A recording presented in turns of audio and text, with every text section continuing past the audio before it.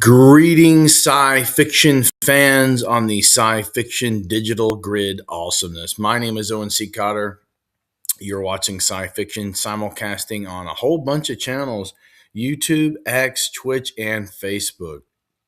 If you've not followed us on any of the social media channels, right down here is our Facebook at SciFiction COM, X, and TikTok at SciFiction. And don't forget to follow our YouTube right here at SciFiction Official. SciFiction Official is important. We're trying to get some more subscribers on the YouTube. And also, if you like goodies, the holiday season's over, but there's always some goodies. Our shop equals scifiction.myshopify.com. Here in a little bit, we're going to have an amazing guest on this week. Coming up, it'll be airing on Wednesday on Subspace Radio Network. His name is Robert W. Lamb. He's an artist, writer, animator, storyteller, worked on a lot of heavy things for Filmation, including He-Man, Masters of the Universe, She-Ra, which is the 40th anniversary this year of She-Ra, BraveStarr, a lot of your 80s retro classics, DarkWing Duck from the 90s, all kind of goodies. He's going to be talking with us about his career in animation and all kind of awesome things. Before we start right quick, we're going to go over some of the updates and news things. Then we'll go over his due diligence. We will be, this is pretty cool, we will be covering and on panels and speaking over at January 9th through the 11th of 2026, the first of the year, at Fan Expo New Orleans. Fan Expo New Orleans is at the Ernst in Memorial Convention downtown by the riverfront. Lots of great guests. Let's see what guests they have. All guests. Here we go. Boom. There it is. We got tons. We got Anakin Skywalker. We got Elijah Wood, Lord of the Rings, the whole Lord of the Rings cast. John Cena will even be there. He'll pop up out there. You got Dominic Monaghan, Billy Boyd, all from Lord of the Rings. Helen Honey's. Christopher Lloyd's going to be there. From Back to the Future and Addams Family and all kind of these. Buckaroo Banzai. Let's see, Christina Ricci, Bonnie Wright, James Phelps, Oliver Phelps, and Corey Feldman from Goonies and The Lost Boys, James Marsters, Dean Norris, Josh Holloway, Garrett Hedlund from, I think you've seen his character in Tulsa King, absolutely amazing, and of course Sam Flynn in Tron Legacy, Mike Coulter from Luke Cage, Gates McFadden from Star Trek, TNG, Picard Season 3, all the goodies, Cedric Yarbrough, Thomas Glenn, Ethan Suplee, and Jamie Presley from My Name is Earl. Christopher Judge. Man, he's a cool guy. He won the Game Award a few years back. We had the opportunity to talk with him right when he started doing his role for the game that he's doing. I think it was Kratos, something like that, for World of Warcraft. Kerry Green, Robert Davey. We were hanging out with him down in North Carolina. He's a super cool guy. Martha Plimpton, Joe Pantalone. I don't know if he's there. He said some kind of update on their site. I think he's there. Maybe. Jameson Newlander, Judith Hogue for original first April O'Neil. All the Ninja Turtles cast. Francois Chow, who's also from Lost. Ken Scott. Brian Toshi. We got to talk with him over at ICCC. Really cool guy. He's also one of the only surviving actors to be in both the original Star Trek when he was a kid and then TNG when he was an adult, which is pretty cool. Two universes, two generations of Star Trek goodness. Ernie Reyes Jr., Robert Frist, and Alejandro Giuliani from Battlestar Galactica reimagined Ronald D. Moore. Christian Borau from Something Rotten. You got Broadway star Joel Perez, Lily Cooper, Terry Hawks, and Stephen OGG. We've also got animation voices, lots of good ones. Elijah Wood, of course, from Happy Feet. He's going to be there for the Lord of the Rings celebration, 25th anniversary. Ian Johns Corlett from Transformers Beast Wars. We've got a lot of cool anime guests. You got voice actors galore, anything and everything. If you're in, you got gaming stars. I mean, a little bit of everything. Of course, there he is, Kratos right there. God of War, Christopher Judge, and just tons of good stuff. We got comic book creators, and we got our friend Tim Laddie's going to be there too, I believe. Let me see if he's out there. I think he's in there. He's in there somewhere. There he is, Tim Laddie. Nice. That's our good buddy. And Vernon Smith's going to be there as well, I believe. And Mustafa, all the goodies. There's Vernon. He worked in Ninja Turtles, some Star Trek stuff he's been doing recently too. Lots of good friends will be there. People that we haven't seen in a while, and new people that we may meet. Always meeting new awesome people. Cosplayers. There's some good cosplay. It's a whole big plethora of pop culture, sci-fi, fantasy, horror goodness. Starting January 9th through the 11th, 2026 in New Orleans, Louisiana at the Ernst in Memorial Convention Center. We'll be there all weekend long, covering the event, having a lot of fun with you, the fans, and just enjoying all the good stuff that is encompassing science fiction, pop culture, and beyond. We have more news. We will maybe be doing some events in March early March, there's something we're looking at doing there. We're waiting to hear back and get some details on that. February, we're going to go do some stuff on the Gulf Coast near Mardi Gras near Louisiana. Then we're going to come back, do the thing in March, and then we'll be maybe going to Vegas. That's more of a meeting, kind of a special trip with some friends.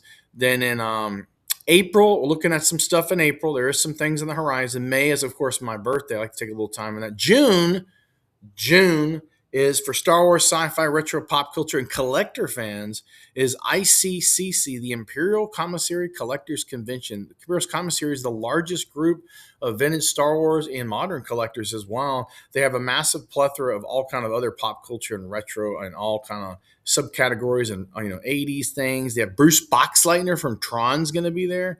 Several other people and friends will be there as well. It's going to be a real fun. If you're not familiar with ICCC, IC Collectors Convention, it's in Tennessee. It's in Murfreesboro. It's going to be held, I believe, the Embassy Suite. It's a massive Embassy Suite. It's got like 20, 30,000 square foot vendor hall and all this. It's really cool. And it's a blast. They've had so many great out. Last year, you have Warwick Davis and his son from Wicked the Ewok, Leprechaun, Billy D. Williams, a lot of stars, a lot of everything, really everything. They've got not just Star Wars, Star Trek. They've had William Shatner in the past. They've got, I don't know who, they've got tons. They're starting to announce guests. A lot of the original people that worked at Kenner Toys on the artwork and the design and the photography. Last year, they had the entire Ninja Turtles cast before Fan Expo. We love Fan Expo, though.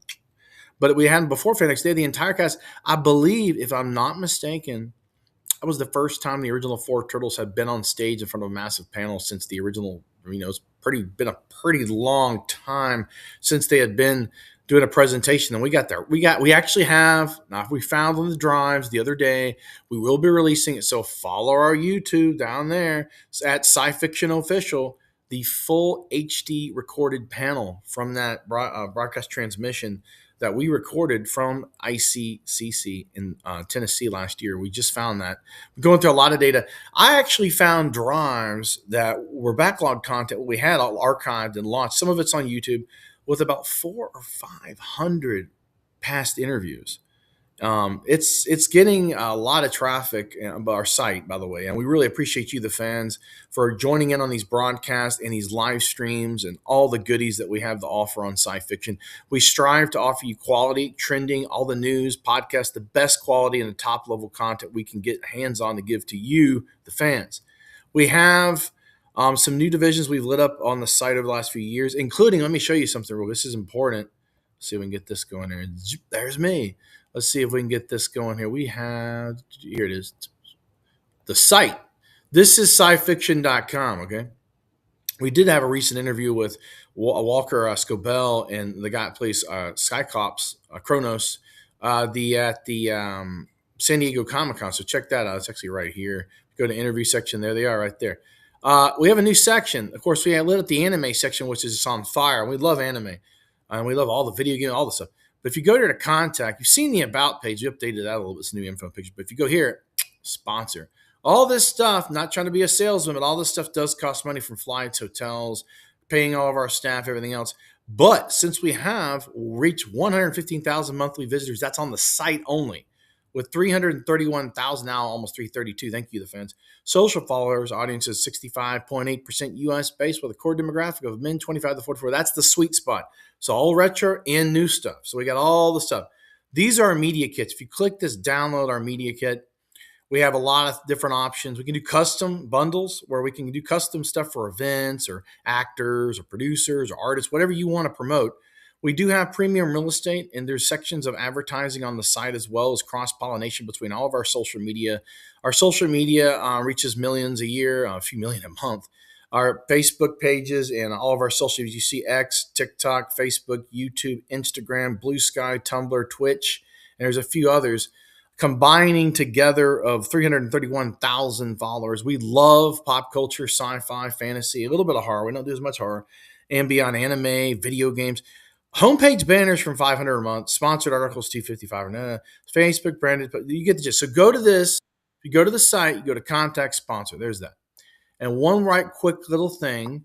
We have a guest, as we mentioned earlier in the broadcast today. So we're going to bring on his site real quick. He's in the background, I think in the Quantum Leap waiting room. We're going to bring him on here shortly. Want to go over some of the things he's done. First off, we want to go over his website. His website is robertartwriter.com. Robert is a man of many talents. He's worked on some of the most popular franchises, such as He-Man. She-Ra this year, by the way, is the 40th anniversary of She-Ra 2025. I believe it debuted in early September of 1985. Robert has done all kind of things. He's been doing the 40th anniversary She-Ra, circuit.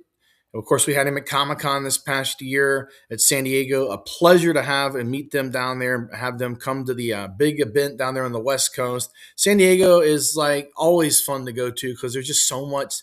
It's like pop culture mecca. So you go there and it's like you turn the corner. Oh, hey, I haven't seen you in a while. It's, whoever's actor from Aliens, or hey, that's really cool. I didn't know you had a comic and he's from Star Wars. Or you've got your, hanging out with Todd McFarlane, and he's like, hey, it's my buddy. He did the first 30 issues of Spawn. I hadn't seen him in 20 years. Oh, that's cool. Or walking down the hall, hey, there's Keanu Reeves. I mean, it's literally like a dream's escape. Not the movie with Dennis Quaid. Love that movie, but it's awesome.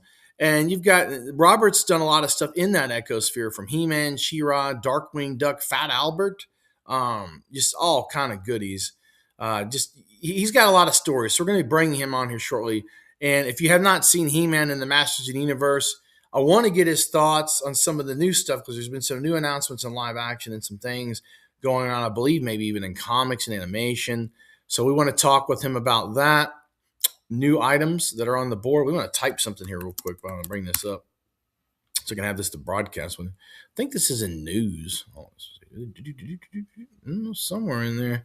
We'll find it. But there is a new comic, I believe, a continuated. Oh, maybe it's right here. I forget about that. Comics. There it is.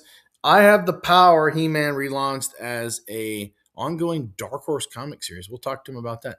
Well, with no other ado, with the Quantum Leap waiting, we are going to activate Robert Lamb here. And Robert, can you hear us? Can you see us? I can see you and I can hear you. Can you hear me? Yes, I can see you and hear you as well. We've got your website up here. How's your day going, by the way, man? Excuse me? How's your day going? It's going great. It's Nice. Unusually warm here for the day. Where are you located? We're here in Texas. It's pretty warm here as well. Actually, let me.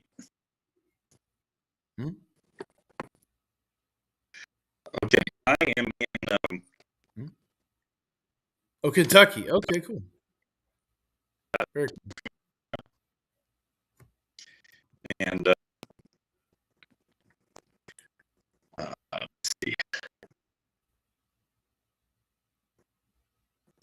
It's telling me that it lost. I can hear you. I can hear you and see you. Okay. You there? There you are. Here's the thing. It wouldn't let me go through my computer. Mm-hmm. It wouldn't let me go through my Safari. If you connect to your Wi-Fi, it would. If you're connected to Wi-Fi, make sure you're on Wi-Fi data, and you should be good to go. Wi-Fi data. Okay. There you are. Nice. All right. Well, here I am, and let's see.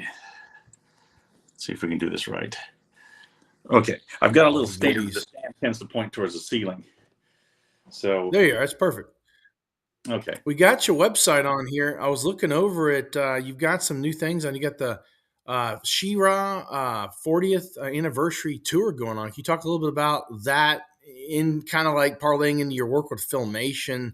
You've done a lot of things we were going over earlier before you joined the broadcast. Mm-hmm. Well, first of all, 1985 was the year that She-Ra came out. Mm-hmm. And it also happened to be the 40th anniversary of Sean and my wedding. We cool. Married in the same year. So it was a very eventful year. And when we realized that it was 40 years from this, I've been traveling to different Comic-Cons and conventions. One that you mentioned was San Diego Con, where we met. Yep.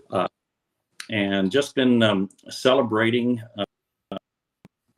She-Ra and all the great shows and characters that we worked with. and just connecting with the fans. There's a lot of She-Ra fans out there. Yeah.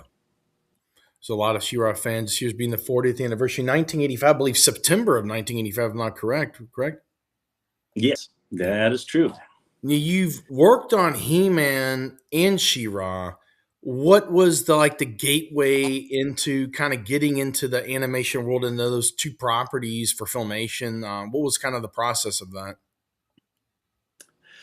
Well, here's what happened. Have to go back in time.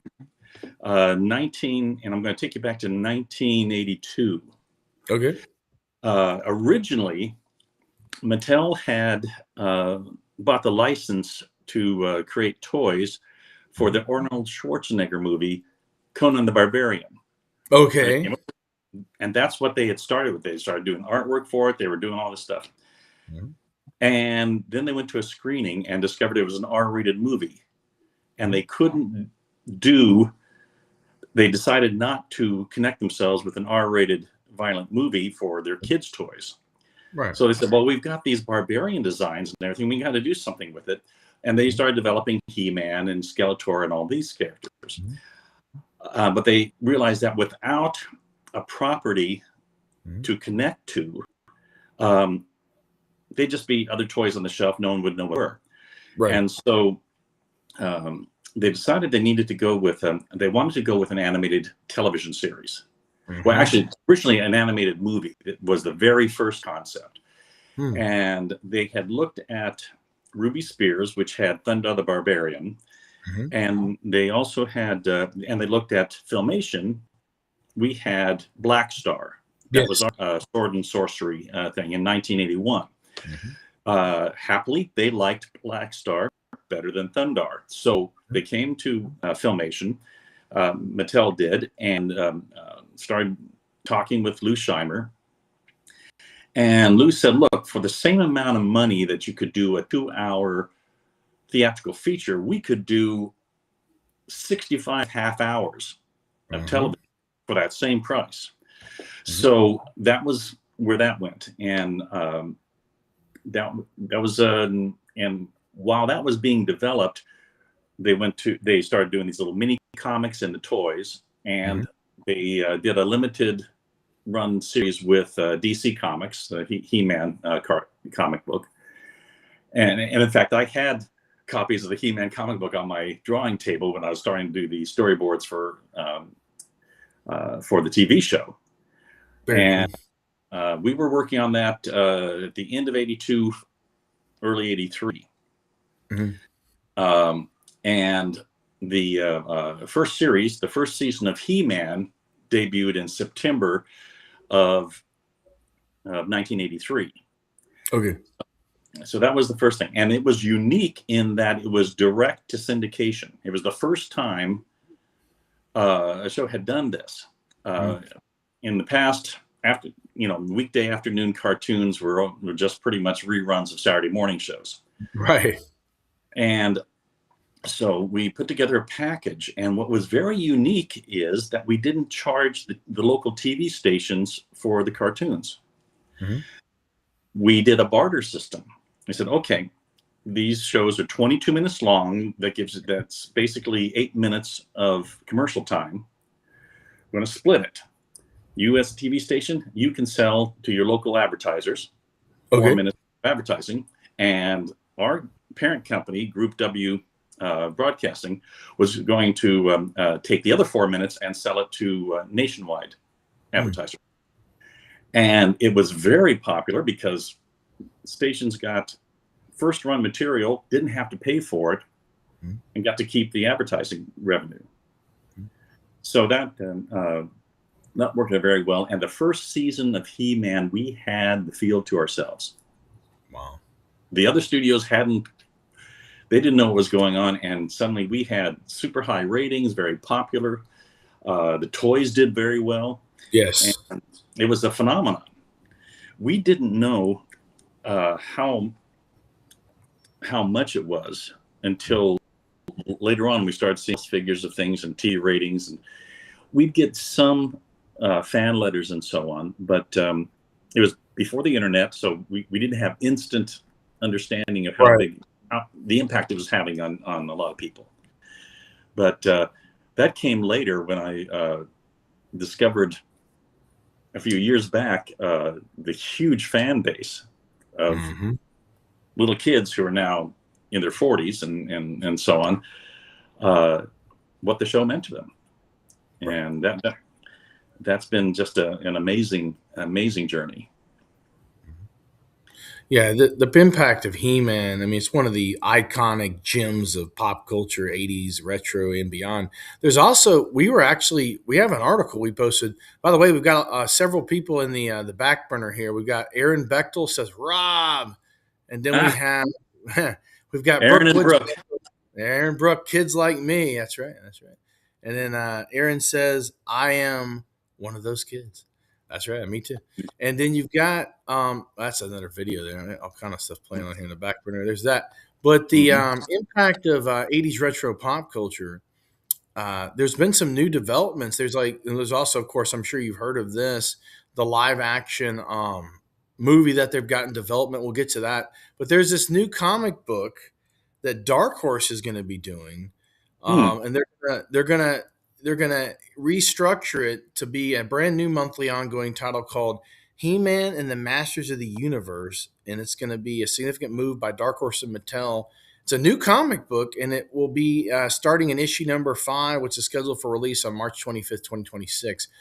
Being that that's starting in March, and we've got the new film coming out sometime sooner than later, which we, of course, over at Comic-Con, they had the actual screen use sword, and where they're at the Eternia booth at Mattel. What would you like to see for the future of all the He-Man goodness and She-Ra and beyond? What would you like to see for all this? Is this continuing on to the future and beyond? Well, first of all, I'm excited to see that the properties have new life. That yes.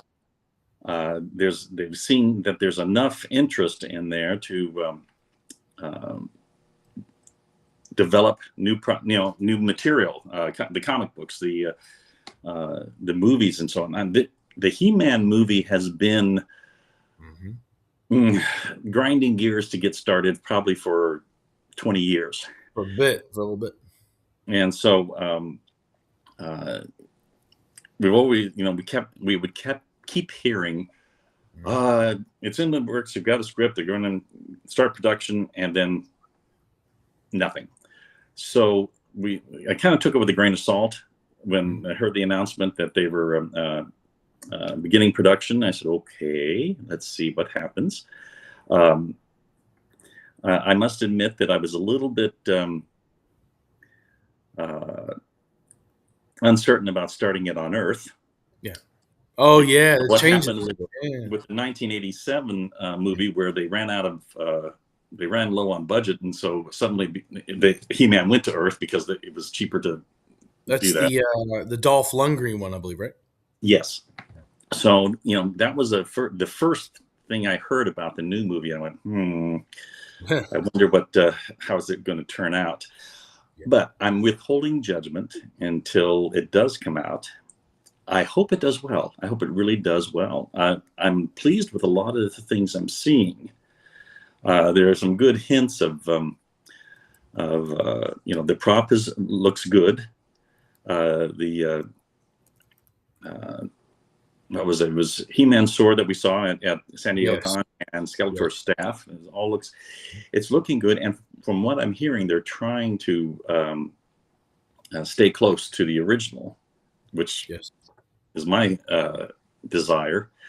Those gorgeous title effects for the new movie. That's awesome. Yeah, no, I haven't seen much.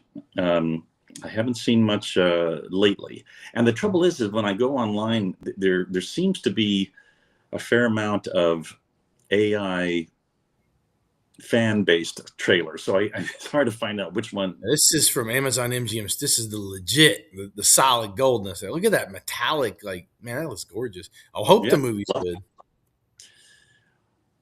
That's good. Yeah. Well, so far they haven't ruined it. That's good. Titles are good.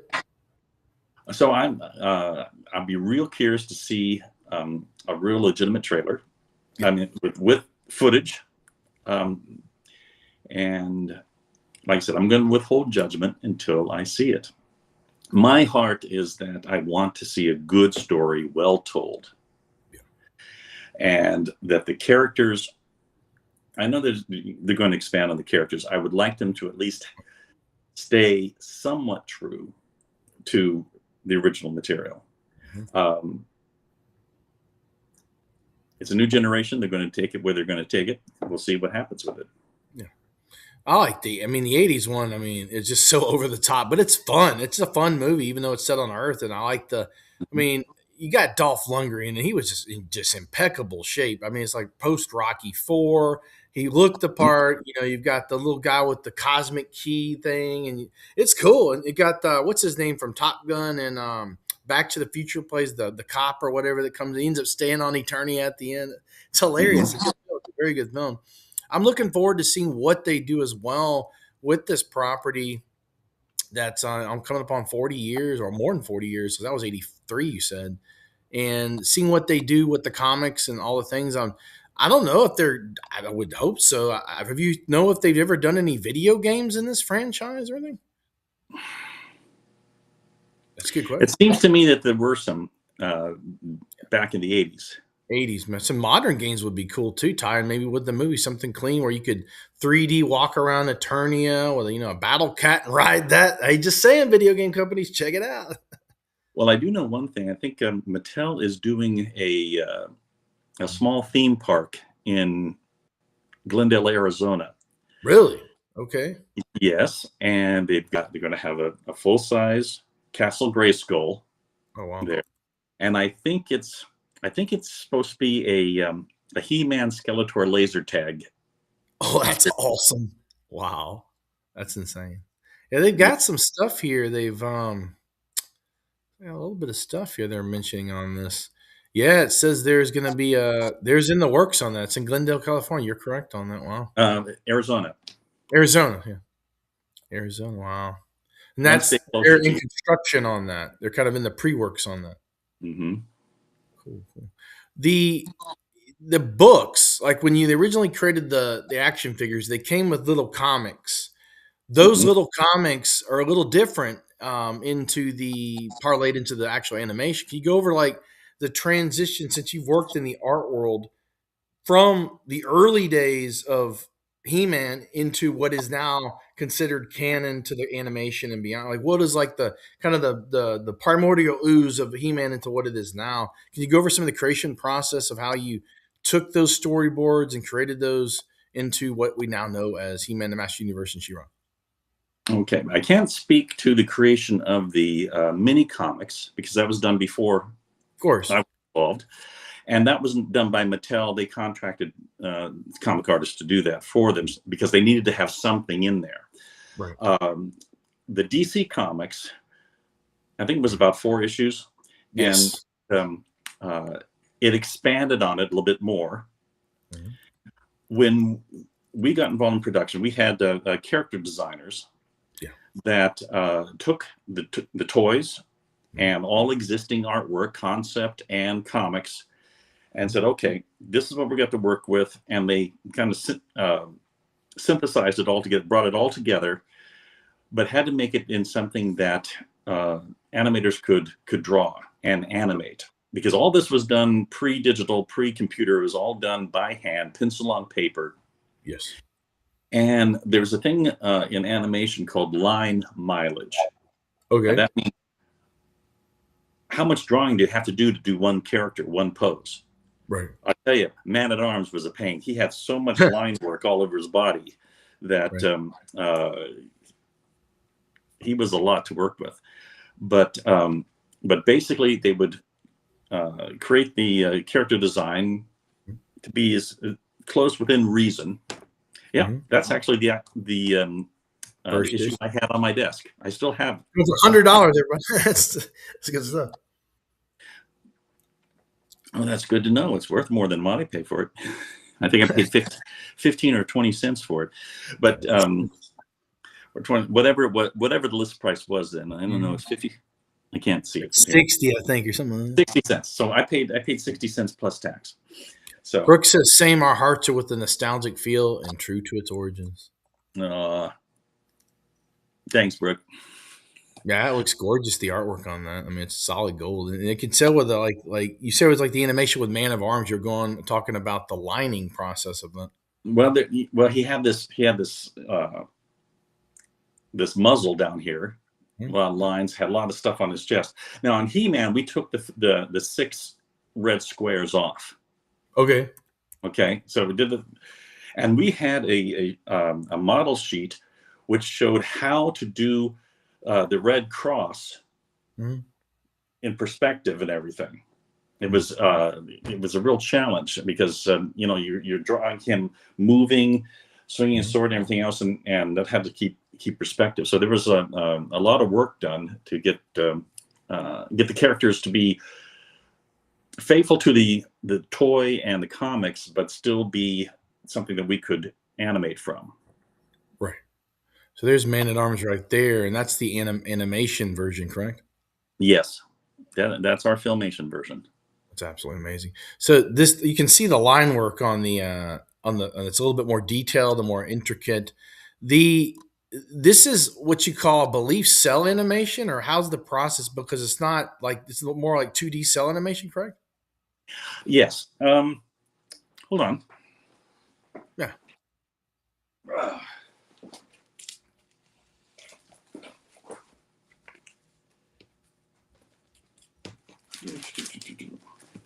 Yeah. Okay. What I got here. Yeah. Oh, wow. Is a He-Man cell. This is a stock animation cell, was actually used in the cartoon. Okay. All right. Now, I'm going to take, so it's on clear plastic.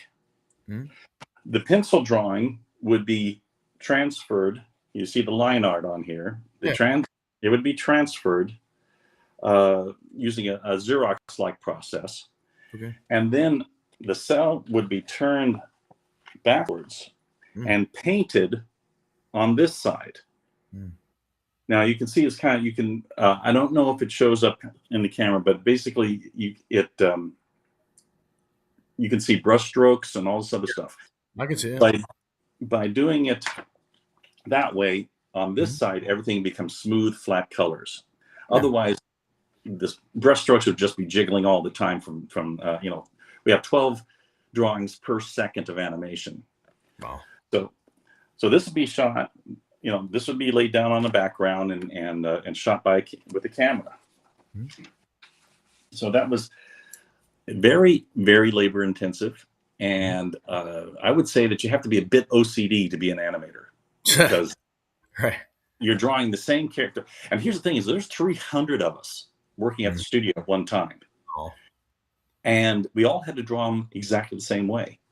There's no room for personal expression. We are basically a factory creating cartoons, and they all had to look like. In fact, we had a department called checking, which would examine the scenes, and if they weren't what is called on model, if they did not match the model sheets, it'd be kicked back and they'd have to be redrawn. That is an expensive, that's man hours wasted, and it drives the cost of production. But that's why we had to be that's why we use stock systems. That's like what you call stuff you save to use for reuse, I guess you'd say, right? Yes. In fact, some things we would actually make in advance. While the scripts are being written, we had senior animators that were kept on staff, and they would be given stock runs, stock walks, or walking cycles, dialogue shots like you just saw. Man at Arms talking, so we're going to have these in every episode, dialogue setups and so on. And so these would be stock scenes. It would keep the senior animators employed, and it would provide stuff that we wouldn't have to redo it over and redraw it over and over and over again for essentially the same thing. So it was a cost-cutting thing, but it also enabled us to keep the work here in the United States for a lot longer. Other studios were already sending their animation overseas. Okay, like you had stuff like Thundercats, I believe, did some of that as well, right? Yes. Yeah. Yeah, they were doing yeah. more and more of that. We were the last animation studio, television animation studio, that did everything in-house. You've done a lot of shows. I believe they did like the Star Trek series, I believe, from the 70s.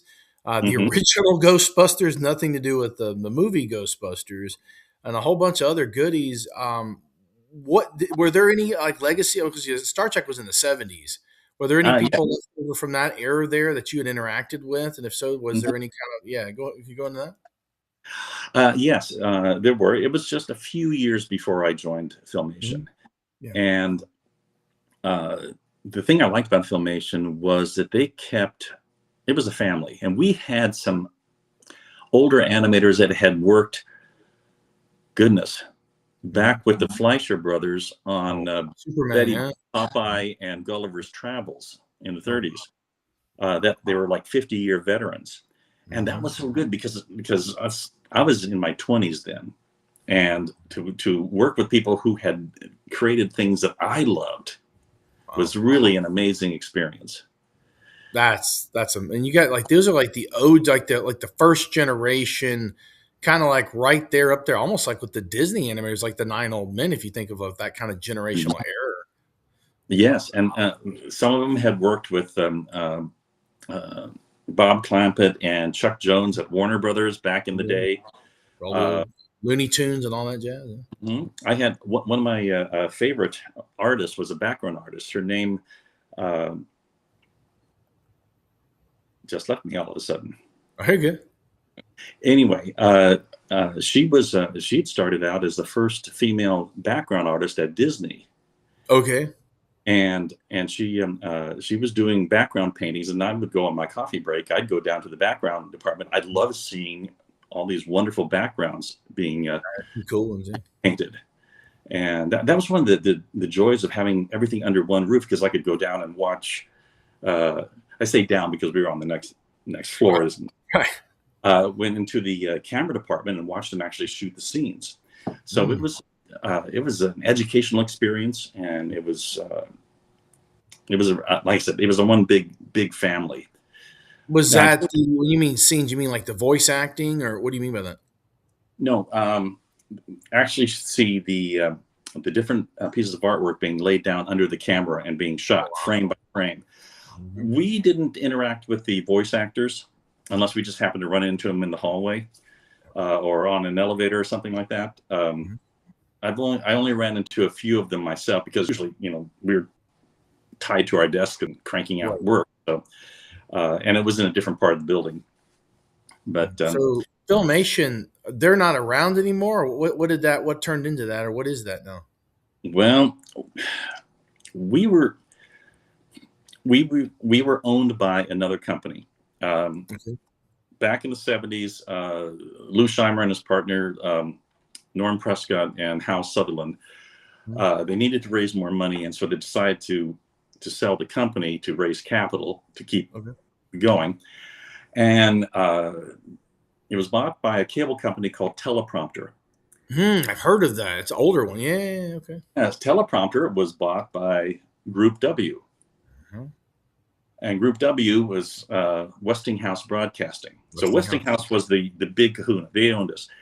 And we were just hardly thought of because we were part of this cable thing. Yeah. But when He-Man came out, suddenly we were extremely profitable. And they liked that. But they didn't understand the television animation business cycle that existed in that time. And it was generally about a 7-year cycle, usually 5 good years and 2 off years. And in the off years, you lay off most of the staff, but keep a core group of creatives to develop proposals for new projects. And then when they sell, you hire everybody back and you go back into production. Right. Well, they were used to having only everything being in the black. And so us having some years where we had 1 year we didn't sell a thing. Okay. And so they decided they were tired of us. They wanted to get rid of us.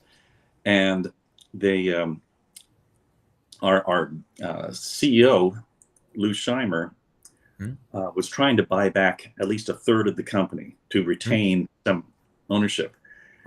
And it was a 11th hour deal, and it didn't go through, didn't get it done. And what happened was on February 3rd, 1989, with 2 hours notice, we were shut down. Oh, wow. They had the severance checks, and we had sold a show.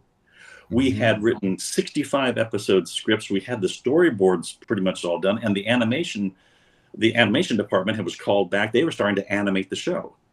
It was called Bugs. Continue it on. Okay. Well. Yeah, called Bugsburg. And it was featuring 2 characters from their Pinocchio feature that was done in the 80s. Yeah. And it was a real shock. And the reason they did it that way was because that was a Friday. We called it Black Friday in Filmation. Right.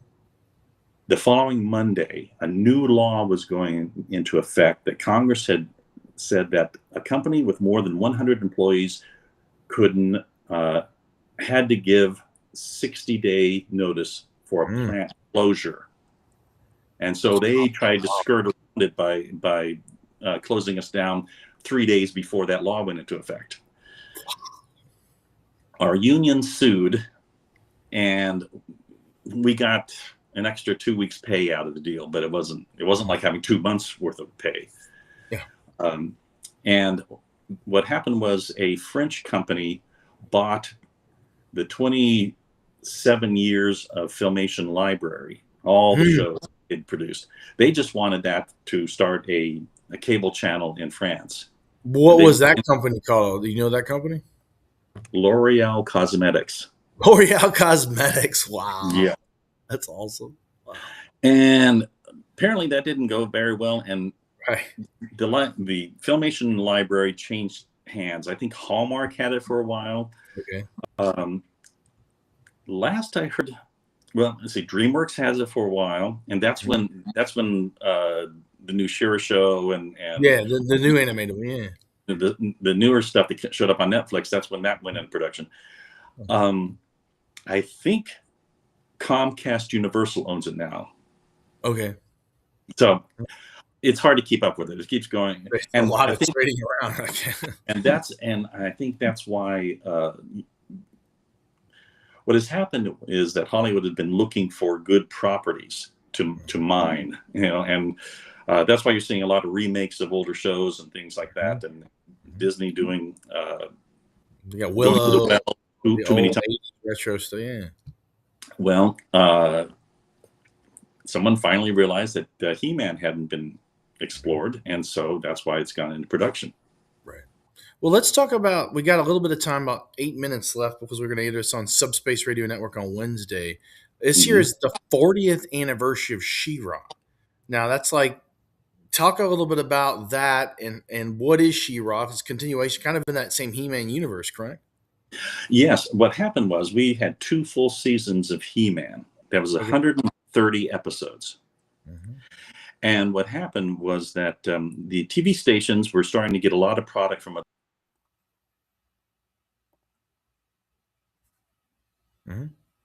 Yeah. Froze up. So you can hear me? Nope.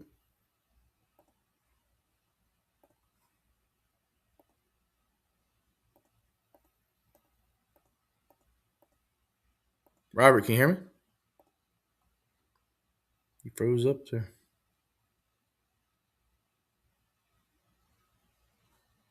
Hold on, we'll bring him. He's got a little technical difficulties, it looks like, everybody. Let me let me turn him off for a second. Hope everybody's having a beautiful day. Let Robert log back in here. Can you hear me, Robert?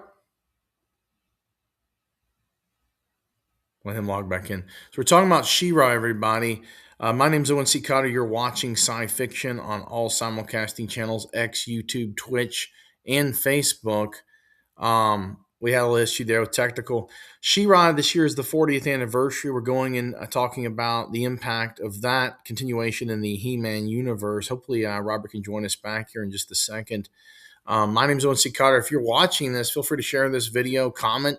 Got some commenters here in the comments, got some questions, one or two more before Robert has to leave us. Hopefully he can join us back. Like we talked about before, we will be January 9th through the 11th at Fan Expo New Orleans. We've got several other projects and several other events we're going to be coming to you and announcing over the pipeline in the weeks and months to come. I believe Robert's back. Robert, can you see us? I can hear you now. Okay. Yeah, I switched to Wi-Fi. It's all good. We're keeping the fans entertained. So you're going on about talking about She-Ra. Okay. Oh, there I am. Okay. Yes. So what happened is that She-Ra actually became an extension of He-Man. Since the stations weren't going to buy any more He-Man, we were thinking about doing well, Mattel also was wanting to expand into the to have girls have action figures, and so Barbie too. And what happened was I went from doing storyboards to doing writing scripts. I pitched some ideas, and they liked my ideas and said, "Come on and join the writing staff." Finished out second season He-Man as a writer, and then when She-Ra was proposed, the writing staff, we took a field trip down to Hawthorne, California, to Mattel headquarters. And they did a presentation to tell us about this new toy line, She-Ra and the Masters, She-Ra and Princess of Power. The other thing was the villains, the evil horde, were actually they were doing that as an extension of He-Man. But with the He-Man show stopped, we made them the villains for She-Ra. So Hordak and Shadowweave and all those characters became the main villains for She-Ra. And it was funny because the toy designers, first there was the girl design, the women that were designing She-Ra and Castaspella and Glimmer and all that. They came out with the dolls and they were explaining how you could take She-Ra's cape and make a little dress and they're doing all that kind of Barbie-like accessory things. Right.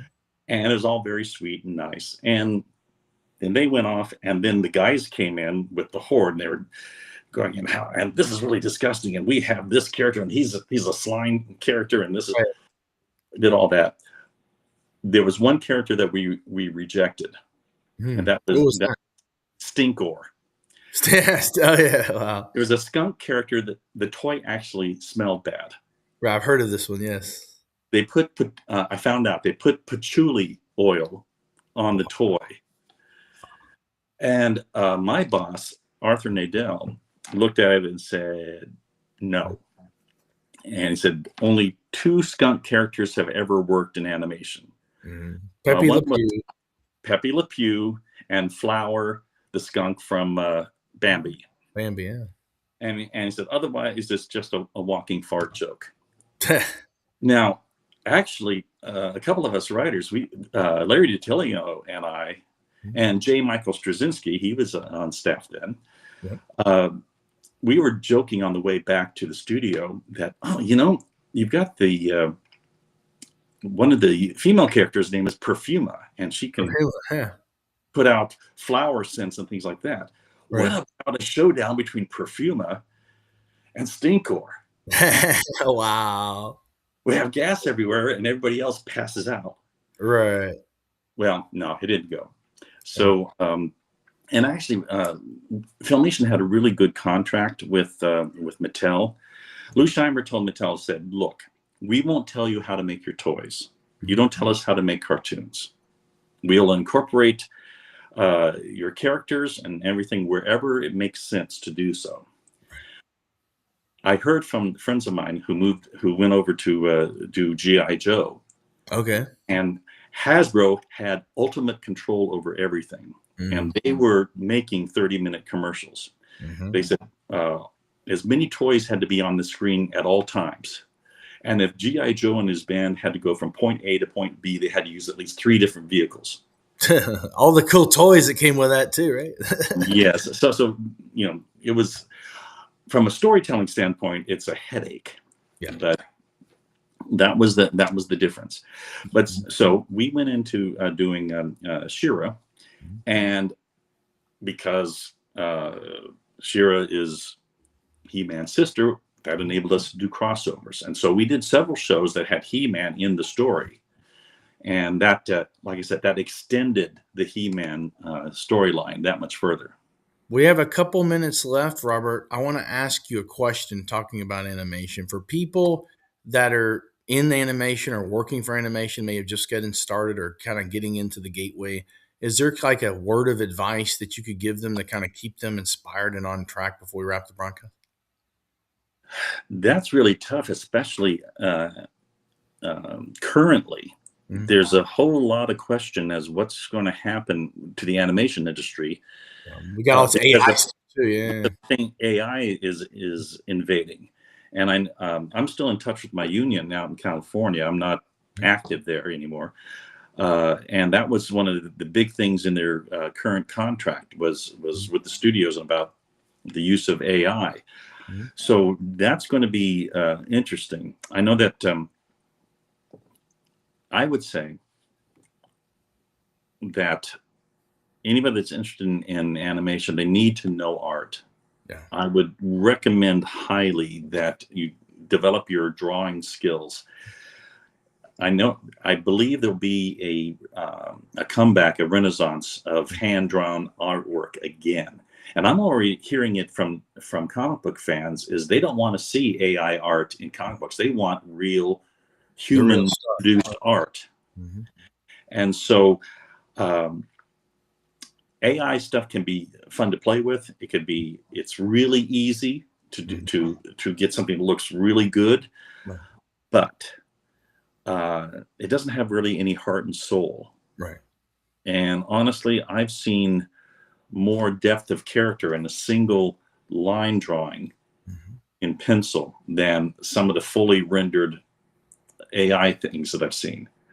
So I would say for someone who is interested in getting into animation, learn the history of it. How did it start? How did it get to where we are now? And even if you go into computer-based design, do the Pixar. Right. Take a look at anything you could get on behind the scenes for The Incredibles and what Brad Bird did. Because he brought hand-drawn discipline into it and storytelling. And honestly, that movie there has the most depth to the characters because the people that were doing it had those disciplines, had that understanding, that context of character and storytelling. Right. Well, Robert, I want to thank you so much for joining in on the broadcast. The fans are eating it up. They're sharing all over the place. I want to hope you have a good weekend. I hope to see you soon as well, maybe possibly in the near future, as we know. Can't talk about that top secret. Yes, I do believe we have a rendezvous scheduled sometime next year. Yes, indeed. We hope you have a beautiful day, Robert. And thank you so much again for joining us on the broadcast. And hope you have a good day. And tell Sean I said hi as well. I certainly will. And my best to Mars.